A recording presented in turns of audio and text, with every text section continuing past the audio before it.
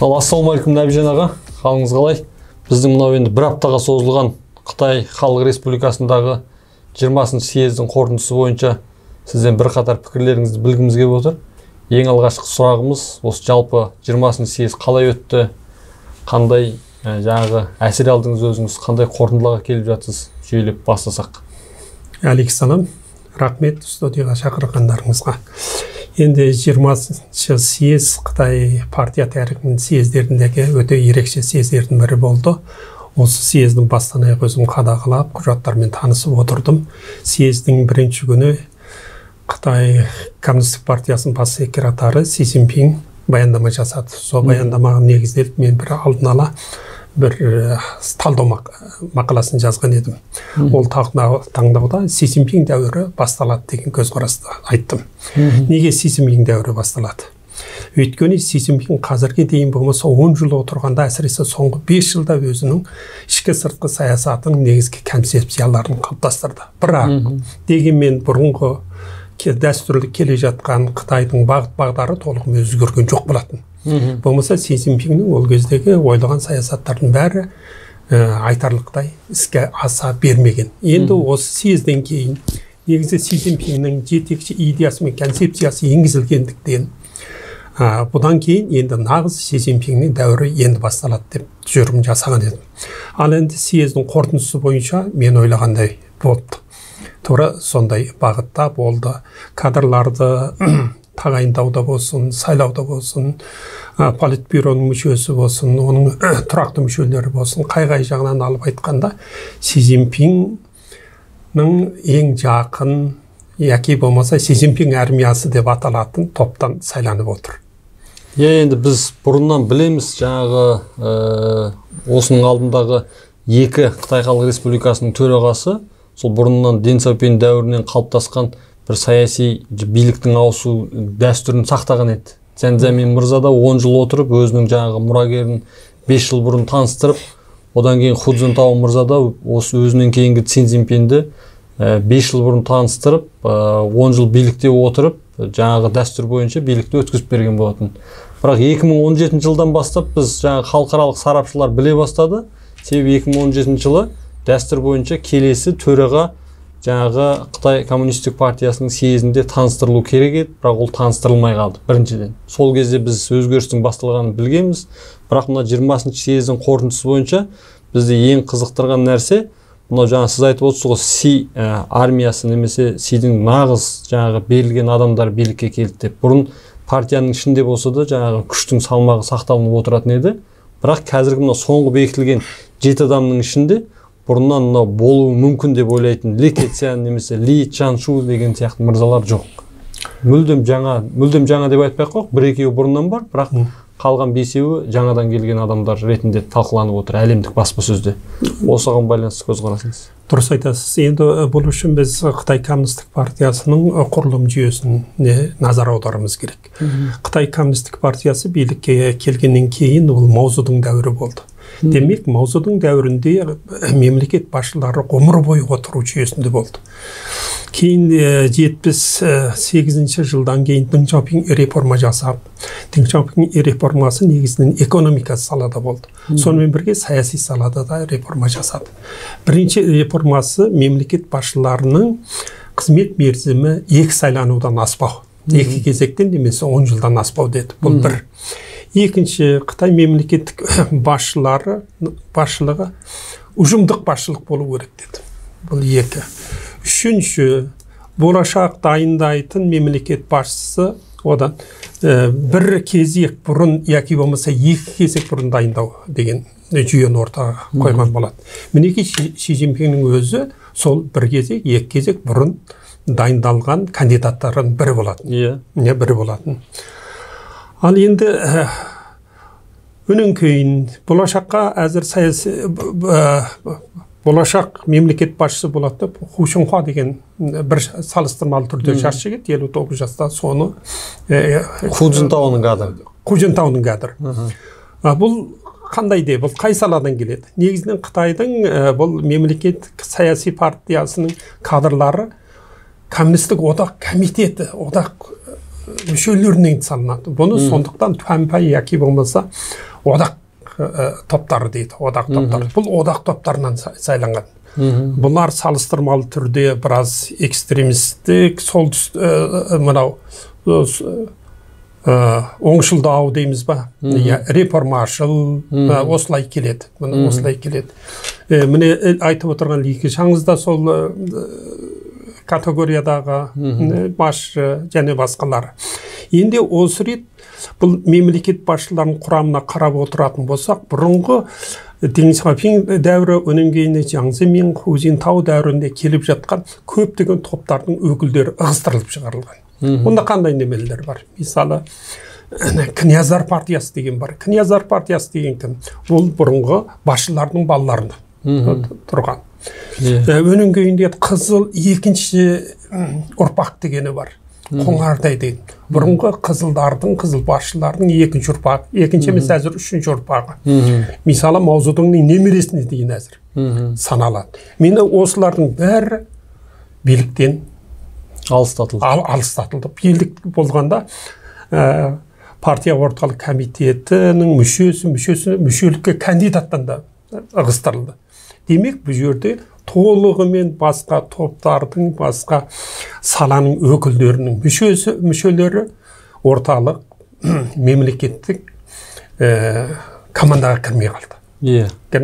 Демек, бұл жерде неден болып отыр? Бұның бәрі Си Цзиньпиннің идеясы болмаса қалауымен болып отырған көрсетеді. Екінші бір жағынан, бұл енді Қытай коммунистік партиясы баш жетекші партия, бірден бір жетекші партия. Ал енді осы партияның жетекші идеясына Си Цзиньпиннің жаңа дәуірдегі социализм, қытайлық ерекшеліктерге социализм деген идеяны көтерді. Міне осы идея негізінде бұл жердегі біз жалпы құжаттарға қарап отыратын болсақ, бұл жерде екі нәрсе баса дәріптелген.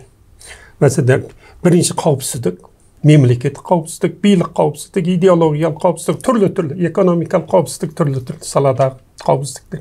Екінші күрес жүргізу керек. Бұрынғы партия құжаттарында партияның қызметі экономикалық құрылысқа шоғырлану керек деген тараулар. Мұндай сөз бұл жерде жоқ. Демес, реформа бұл жерде небәрі 2 рет, 6 рет ғана айтылады. Ал және қауіпсіздік мәселесі 50 рет айтылған, күрес деген 17 рет айтылған. Демек, бұл жердегі осыдан негізге салмақ беріліп отырғаны түсінікті. Енді осыдан арғатай не шығады? Осыдан арғатай. Өнінге Си Цзиньпиннің ең басты бір идеясы ортақ баю дейді. Кунг фуй деген. Ортақ баю не? Бұл 30-40 жылдан бері қартайғы байлардан мемлекеттік салықтан тыс оларға ұдайы жылу тапсыртып отыру арқылы байлықтарын олар шектеу. Ал сонымен бірге кедейлерді сүйемелдеу, кедейлер кембағалдарды кедейліктен арылту саясаты. Бұны өзі жариялаған. Біз 2 жылдың алдында Қытай кедейліктен құтылды деп. Осы ретке партияның құжатында да айтылды бұл. Бірақ өткен жылы премьер-министр Ли Кечаңның өзі айтты. Қытайда 600 миллион адамның айлық табысы 1000 юанға жетпейді деді. 1000 юанға жетпейді деді. Әрине, бұл өте үлкен мәселе. Бұның бұл жерде нақтылы қаншалық, оны Қытайдың нақтылы жағдайы көрсетеді. Шынтыбайтына келгенде бұл жерде біздің айтпақшы болғанымыз, ендігі жерде Қытай нарықтық экономиканы көрілі, жоспарлы экономиканы алдыға қойып отыр. Си Цзиньпин айтқан, мемлекеттік меншіктегі кәсіпорындарды біз үлкейте түсуіміз керек, нығайта түсуіміз керек.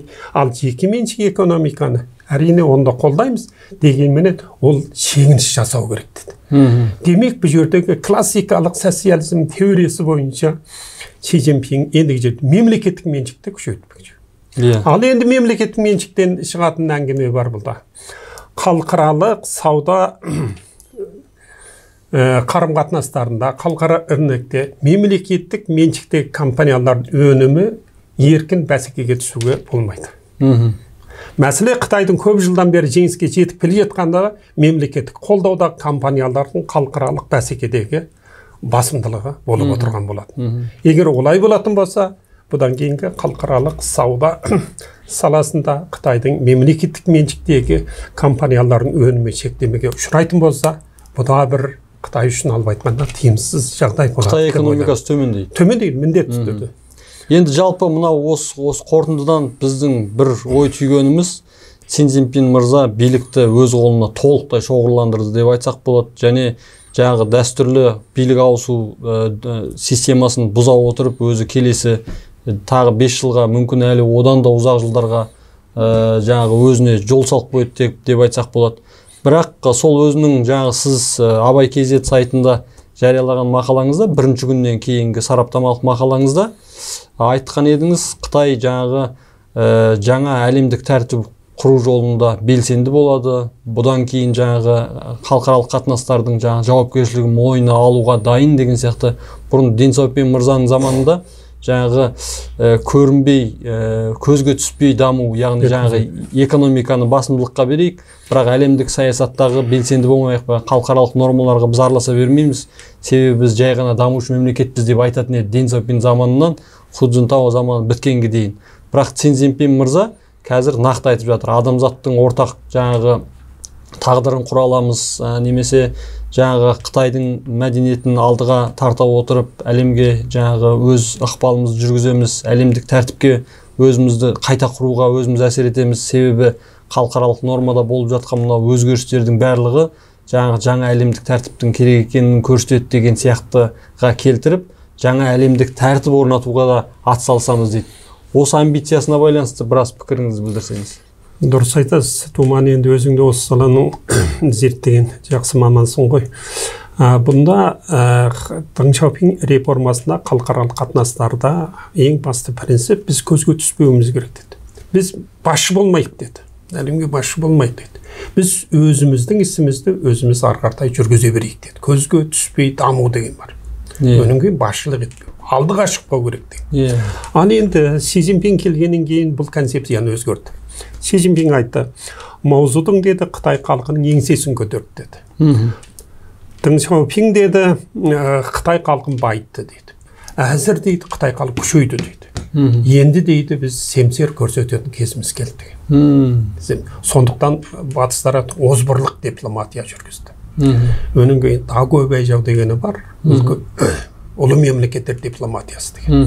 Демек, бұл жерде Си Цзиньпин басы Қытай тек қана өзінің деңгейінде емес, яки мемлекеттік, бұл әлемдік басқаруға Қытайлық концепцияменен әлемді басқару керек дейді. Әлемді басқару.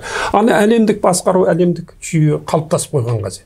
Сондықтан айтады, әлемдік тәртіпті өзгерту керек дейді. Әлемдік саяси экономикалық. Ол кезде дейді, бұл ерте кезде қалыптасқан дейді, заман өтті әзір. Дегенмен енді Қытайдың әлемдік басқаруға орын беру керек деген ұстанымда. Ал енді бұл идеясын іске асыру үшін қандай жоба жасады? Бір белдеу, бір жол. Жібек жолы бойынша, жібек жолы бойындағы мемлекеттерден дамушы мемлекеттерін дамыған мемлекет халықаралық ұйымдарды тарта отырып, бәрін бұл экономикалық жақтан мүдделікке айландыру. Сонда біз ортақ тағдырымыз болса, біз береке бірлікте. Ол ортақ тағдыр кімнің қолында болу керек? Сіздің тағдырыңыз біреудің қолында болса, сіз қаншалықты еркін бола аласыз. Бұл жерде әркім өз тағдырын өзі белгілеу керек. Ал енді ортақтық принципте ынтымақтасу керек. Сондықтан мына Біріккен ұлттар ұйымының принципі де сол ортақ. Мемлекет үлкен бола ма, кіші бола ма, бәрі терезесі тең ортақ. Ал енді бұл деген не деген сөз? Бұл деген ақш-тың әлемдік глобалды басқаруына жаңадан қауіп төндірді деген сөз. Қауіп төндірді. Оның үстіне Қытай соңғы Дэн Сяопин заманда дамыған экономикасы Жаң Земин кезінде, Ху Цзинтао кезінде. Деген Қытайдың экономикасы шарықтаған кезінде Си Цзиньпин билікке келді. Демек билікке келді. Сондықтан Си Цзиньпин Қытай экономикасының ерекшеліктерін, күштілігін пайдалана отырып, ендігі кезде әлемдік басқаруға қатысу керек деген. демек. Сонда сіздің әлемнің ортақ тағдыры кімнің қолында болу керек? Өнінге қандай концепцияда, қандай құндылықтар негізінде, адамзаттың орталық құндылығында ма, әлде Қытай коммунистік партиясының құндылығында ма деген мәселе осылай шығады. Осы жерде бір теориялық жағынан бір сұрақ қояйықшы. Қызықты, өзіме де аса қызықты. Жалпы біз мына халықаралық қатынастар ғылымын зерттеген кезде, халықаралық қатынастар ғылымы евроцентристік бағытта дамыған деп көп сынаймыз. Өйткені теориялардың барлығы шынымен европалық ғалымдардың көзқарастарымен жазылған, европалық құндылықтарға немесе батыстық құндылықтарға деп айтайықшы, сол құндылықтар негізінде жазылды деген сияқты. Бірақ соңғы кездерде осы жаңағы Си Цзиньпин мырзаның амбициясын іске асыру үшін де болуы мүмкін. Қытайлық жоғарғы оқу орындарда қытайлық эксперттердің арасында қытайлық халықаралық қатынастардың қытайлық теориясы деген біраз теориялар пайда бола бастады. Мысалы Датонг деген теория бар. Немесе жаңағы семьялық жіп деп айтамыз ба, қалай? Family ties дейді ағылшынша. Мынау мемлекетті семьяның формасында басқарайық, жаңағы әкенің рөлі әке болу керек, шешенің рөлі шеше болу керек, семьялық байланыс сияқты ұсталып тұрғанда біз әлемге ұсталып тұрамыз деген. Отбасылық тәртібі де. Яғни бұрынғы жаңағы Конфуций заманынан бастап Қытай философиясындағы сақталған дүниелерді, концепцияларды ала отырып, олар халықаралық қатынастарға, жалпы әлемде ол ортақ дүние болу керек нәрсеге, халықаралық қатынастардың қытайлық теориясы деген теориялар арқылы да әлемдік тәртіптің өзінің бір өзгешеліктерін енгізгісі келетін сияқты. Осы тұрғыдан бір келесі сұрағымыз, енді біз жалпыдан халықаралық қатынастар маңызды әрине, бірақ соның ішінде Орталық Азия мен Қазақстан аса маңызды ғой. Біз өзіміз үшін Орталық Азияға қандай өзгерістер болуы мүмкін, қандай ықпал әсер етеді? Мына Орталық Азия соңғы кезде Орталық Азия плюс деген форматта өте көп жаңағы байланыстар жасап жатыр. Орта Азия плюс жаңағы Ресей Федерациясы, Орта Азия плюс Қытай Халық Республикасы, бүгін кеше Орталық Азия плюс Европалық одақ деген сияқты форматтағы кездесулер өткізудің өзі жаңағы күштердің тепе-теңдігін сақтауға деген үлес сияқты. Осы бір тұрғыдан Қытай Халық Республикасының Орталық Азиядағы және Қазақстандағы ендігі қадамдарынан не күтуге болады? Бірінші кезекте теориялық мәселені көтеріп қалдыңыз. Мен соған қысқаша жауап берейін. Мынау Қытайдың бұрынғы классикалық Конфуций ілімінен бері қарай келе жатқан Датун Ши деген бар. Үлкен ұқсас әлем деген.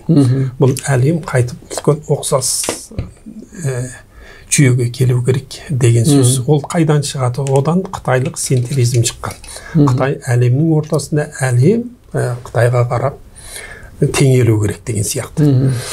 Ал енді бұның біздің қазіргі мына екінші дүниежүзілік соғыстан кейін қалыптасқан Біріккен Ұлттар ұйымының хартиясы негізіндегі принциптер осы. Адамзаттың ортақ құндылығында құрылу керек. Ал Қытайдың 2000 жылдан артық пиадалдық идеясы мінекей осында. Ортақ ұқсастықтар. Сондықтан олар бөлінеді, жарылады, қайта бірігеді. Бірақ олар пиадалдық жүйеден өзгерген жоқ. Бұл жерде адам құндылығы емес, мемлекеті қалай ортақ ұстап тұру мәселесі. Ал адамзаттың дамуы, бүкіл даму көзқарасы адамзаттың еркіндігінде. Сондықтан біз Еуропа центризм деп көбірек сынаймыз. Мен соңғы кезде бұны қайта қарап жүрмін. Өйткені әзірге әлемді жетекші кім? Еуропа шынын айту керек. Ғылыми технология бойынша жетекшілік етіп отыр. Жаңалық кімде? Соларда. Не үшін шығыс елдері олай бола алмайды? Әрине шығыс елдеріне де бар, бірақ шыны керек. Өнен кейін Еуропа центризм, еуропалықтардың адамзаттың ортақ құндылығы негізінде қалыптасқан саяси жүйесі. Біздің әзірге жаңа Қазақстан құрудағы біздің концепциямыз нелген? Міне еуропалық осы саяси мәдениетке негізделген. Біз диктаторлық, отбасындық, бұл шығыстың ерекшелігі. Деспостық, авторитарлық, бұның бәрі шығыстық. Әзір қоғамның дамуы дәлелдеді. Бұл жүйе бұл тығырыққа тіреледі екен. Ерте ма, кеш па мәселе. Бұл бірінші нәрсе. Екінші, әзір қалқарада геосаяси жағдайда күрес бұрынғыдан шиеленісіп кетті. Үстінде ақш пен Қытай негіз еткен бұл сауда соғысынан бастап қазір ғылыми техника, финанс, жаңа технология, идеология, әскери салада да тіпті шиеленісіп келеді. Сондықтан қайту керек. Сондықтан Қытайда оған жай қарап отырған жоқ. Қытайда өзінің позициясын айту үшін белсенді түрде дипломатиялық қимылдарға барып жатыр. Мысалы, орталық Азия бір белде бір жолда айтпаған кезінде өзінде мына соңғы сыртқы істер министрлерінің Орта Азия плюс Қытай деген нәрселер. Соның қорытындысына қарап көретін болсақ, ана жазу мәтіннің өзінде ол қытайлық ойлау жүйесіне жазылған мәтіндер ғой. Кім жетекшілік өті? Кетіп барады. Әзірге осыдан кейін 20-шы съезден кейін Қытайдың негізгі ұстанымыменен шыны керек жаңа Қазақстанның ұстанымында, саяси ұстанымында үлкен айырмашылықтар сақталады. Бірақ бір нәрсені біз орталық Азия менен Қытай арасында бұл жерде біздің мемлекеттік мүдделеріміз бар. Бір-бірімізге экономикамыз қажет. Қазірге дейін 20-30 жылдан бері көптеген ол негізі қаланды. Ендігі кезде ол тоқтамайды, өз жалғасын тауып отырады. Бұл жерде идеология саласында қандай айырмашылық болғанмен экономикалық мүдде жағында ортақтығымыз көп. Сондықтан біздің ортақтық осы экономикалық сауда саласында ортақтық әлі дамиды деп ойлаймын. Мысалы, Жапон менен Қытайды алып айтатын болсақ, саяси жақтан қарама-қарсы, тіпті территориялық жақтан корабльдер сүркел-үскел тұр бір-біріменен. Ал экономикалық жақтан шекарына араласып кеткен экономикалық салада. Ал енді мінекей осындай жағдайда біз дос мемлекет дегенде оғымыз. Дос, біз мүдделік доспыз. Саяси ұстанымыз өз алдым. Айналып кетейін, мен саяси ұстаныма, сен қол сұқпа. Мен өз құндылығыммен, өз таңдауыммен жүрейін. Ал бір-бірімізге қажет болса, алмасулар жасайық деген позиция бізде болу керек. Деп ойлаймын. Енді сол бір қорыта келіп, мынау Си Цзиньпин мырзаның билікті өз қолына шоғырландыруы, Қытайдың экономикасы осы Дэн Сяопин мырза заманынан бері қарай жалпы ішкі өнімнің көрсеткіші жаңағы 10% деңгейде сақталып, біраз уақыт сақталып келді, соңғы жылдары 6-7%-ға дейін тоқтап келген еді Худзинтауды. Соңғы мына Си Цзиньпин заманында 3% деңгейге дейін де көрсеткіш көрсетіп отыр. Мемлекеттерінің жаңағы нарықтық экономикаға қарағанда жоспарлы экономикаға көшуі астыртын түрде болса да, немесе жаңағы мемлекеттің негізгі бағыттарының бірі экономика емес, қауіпсіздік саласында баса назар аударуы деген сияқты осының барлығын түйіндей келгенде Қытайдың болашағы және Си Цзиньпин мырзаның жеке өз болашағы қанша уақыт әлі бұл жаңағы көшбасшы билігін жалғастыру мүмкін? Және ұзақ жалғасқан жағдайда тағы қандай зияны немесе пайдасы бар, әсіресе бізге қазақтарға? Мындай ғой, біз Қытайды жақсы түсінуіміз керек. Қытай деген мемлекеттің өзінің ерекшелігі бар. Қытайлық ерекшелік дегенде, Қытайлық ерекшелік, ұлттық менталитеті басқалау. Басқаша бұл халық. Мысалы, әзірге Си Цзиньпин өзінің билігін жалғастырып, бұл 5 жылдық емес, мен бірінші талдау мақаламда айтқан, ол мәңгілік отырады. Ал енді оның экономикалық жағдай қалай болады? Болмаса оның қолданған саясаты оң ба теріс нәтиже беріп жатыр ма? Онымен оның қатысы жоқ. Қытай мысалы Мао Цзедунды айтайық. Мао Цзедун өзі үлкен қателескен. Мысалы, анау үлкен секіріс дей ма, халық коммунасы дей ма, ұжымдастыру дей ма, шырылдатып. Сол кезде 40 миллион адам қырылып қалған адам Мао Цзедун отыра берген. Өлгенше отыра берген. Сондықтан Қытайда бұл жерде халықтың, бұқараның пікір талабы басты орында ойламайды. Кімде күштік құрылымдар қолында қорқытады, терең батырады. Өйткені Қытайда сайлау жоқ, қорқпайды. Егер сайлау болатын болса, Шанхай мері сайланатын болса, анандай карантинаға 2 апта жауап тастап жатпайтын еді. Ол халықпен санаспайды, тек қана олар атқарушы. Сондықтан мен Си Цзиньпиннің билігі 5 жылмен аяқтайды деп ойламаймын. Егер денсаулығы жар берсе отыра береді. Осындай. Ал енді оның экономикалық бағыты белгілі, сыртқы саясат бағыты белгілі. Енді әзіргі болашақта сыртқы істер министрлігі және министріне және Қытай Коммунистік партиясының сыртқы істер кеңсесінің басшыларына тағайындалатын адамдар тұрғысынан алып айтқанда, Қытайдың қазіргі саясаты одандары озбырлыққа басады деген болжамдар бар. Мен оны жұмсара түседі деп ойламаймын. Өйткені бұл күштік негізінде құрылған жүйе. Ал сол жалғаса береді. Сұхбатыңызға көп рахмет. Енді біз бұны ары қарай талқылауға ұзақ уақыттардың керек екенін және мынау съезден кейінгі белгілі бір өзгерістен кейін де тағы да қорытынды жасау керек екендігін түсінеміз. Қазіргі мынау съезден кейінгі қорытындылар және енді негізгі қадамдарды да бақылап отырып, болашақта өзіңізбен тағы да сұхбат жалғастырамыз. Студиямызға келіп пікір білдіргеніңіз үшін алғысымызды білдіреміз. Рахмет. Өздеріңізге рахмет.